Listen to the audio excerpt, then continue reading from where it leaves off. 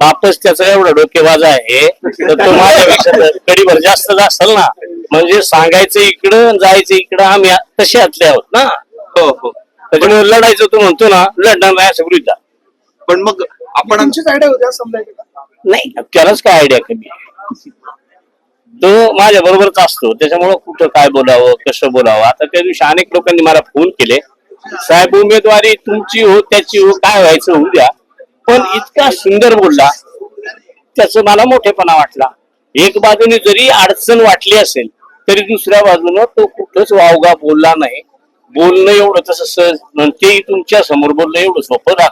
त्यांनी म्हटलं ना गद्दार माझे माझे वडील एक गद्दारीचा त्यांच्यावर जो शिक्का आहे तो पुसण्यासाठी मी गद्दार होण्यासाठी इकडे आलोय असं नाही म्हणाले. गद्दार प्रतिक्रिया दिली त्यांनी. नाही नाही तसं नाही म्हटलं मी ऐकली ना.